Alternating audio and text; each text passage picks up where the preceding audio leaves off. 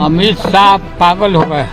प्रेरणा है उनको बाबा साहब अम्बेडकर से। राज्यसभा में मेरे बयान को तोड़ मरोड़ कर पेश किया। लालू प्रसाद जी तो बिहार के खजाने को चुराने वाला चोर है। लालू यादव चोर हैं। ये कहना हमारा नहीं है, ये कहना है बिहार के डिप्टी सीएम सम्राट चौधरी का। केंद्रीय गृह मंत्री अमित शाह द्वारा भीमराव अंबेडकर को लेकर दिए गए बयान पर प्रतिक्रिया देते हुए आरजेडी सुप्रीमो लालू प्रसाद यादव ने अमित शाह को पागल करार दिया था।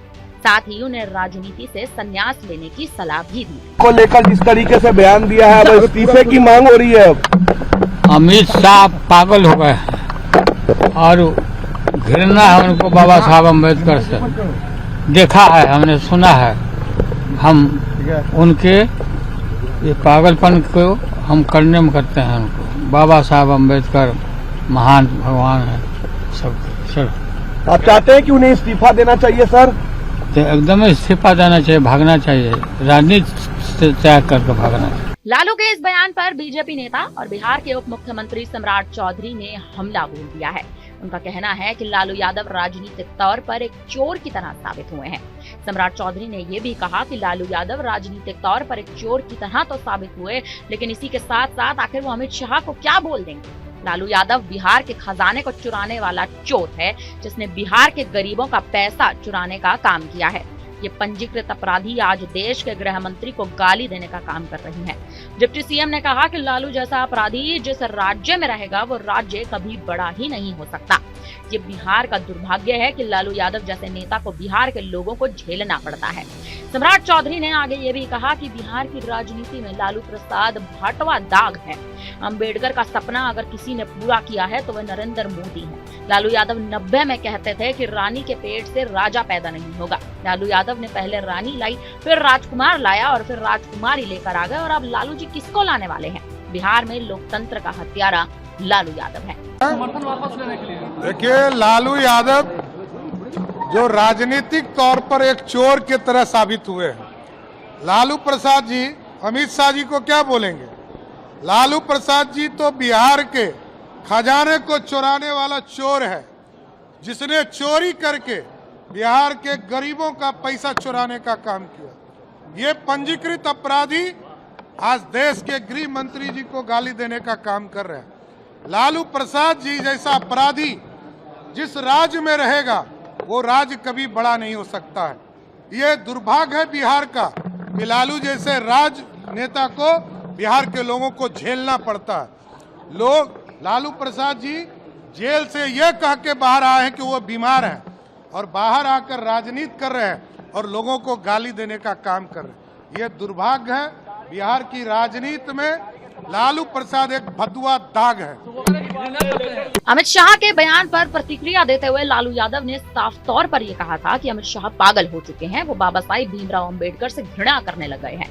मैंने देखा है, सुना है, हम उनके पागलपन को खंडन करते हैं। उन्होंने ये भी कहा था कि भीमराव अंबेडकर महान थे, भगवान है। लालू द्वारा गृह मंत्री पर विवादित बयान को लेकर देश भर में राजनीति अलग चरम पर छिड़ चुकी है।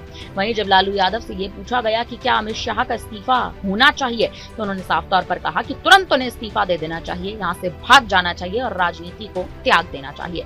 दरअसल आपको बता दें कि संसद में भारत के संविधान के 75 वर्षों की गौरवशाली यात्रा पर चली चर्चा पर जवाब देने के दौरान केंद्रीय गृह मंत्री अमित शाह की भीमराव अंबेडकर पर की गई एक टिप्पणी से बवाल मच गया था। कांग्रेस समेत सभी विपक्षी दलों ने गृह मंत्री अमित शाह पर निशाना साधा था और प्रधानमंत्री नरेंद्र मोदी से उन्हें बर्खास्त करने की मांग की थी। तो सच अर्थ में अंबेडकर जी के प्रति आपका भाव क्या है, ये मैं बताता हूं। मान्यवर, अंबेडकर जी को देश की पहली कैबिनेट से इस्तीफा क्यों दे दिया? अंबेडकर जी ने कई बार कहा कि अनुसूचित जातियों और जनजातियों से हुए व्यवहार से मैं असंतुष्ट हूं। सरकार की विदेश नीति से मैं असहमत हूं और आर्टिकल 370 से मैं असहमत हूं। इसलिए वो छोड़ना चाहते थे। उनको आश्वासन दिया गया, आश्वासन पूरा नहीं हुआ। उन्होंने इग्नोरेंस के चलते इस्तीफा दे दिया और एक श्री BC रॉय ने पत्र लिखा कि अंबेडकर और राजाजी जैसे दो महानुभाव मंत्रिमंडल छोड़ेंगे तो क्या होगा, तो नेहरू जी ने उनको जवाब में लिखा है, राजा जी के जाने से तो थोड़ा बहुत नुकसान होगा, आम्बेडकर के जाने से मंत्रिमंडल कमजोर नहीं होता है।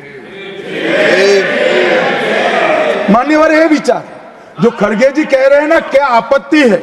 जिसका विरोध करते हो उसका वोट के लिए नाम देना कितना उचित है? क्योंकि अब अंबेडकर जी को मानने वाले पर्याप्त संख्या में आ गए हैं, इसलिए आप अंबेडकर अंबेडकर कर रहे हो। मान्यवर, मुंबई के मेयर ने एक पत्र लिखा था कि मऊ में अंबेडकर जी का स्मारक बनाना चाहिए। मऊ में जो अंबेडकर जी का जन्म स्थान था, सुझाव लिखा।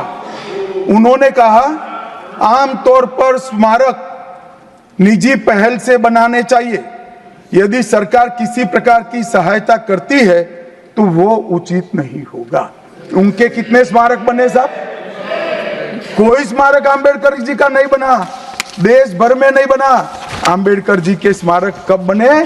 जब भारतीय जनता पार्टी सत्ता में आई, तब मऊ में डॉक्टर अंबेडकर के जन्म स्थान पर स्मारक बना, लंदन में अध्ययन करते थे वहां स्मारक बना, नागपुर में शिक्षा दीक्षावलित वहां बना, दिल्ली में महापरिनिर्वाण स्थल पर बना, और मुंबई में चैत्य भूमि में भी बन रहा है।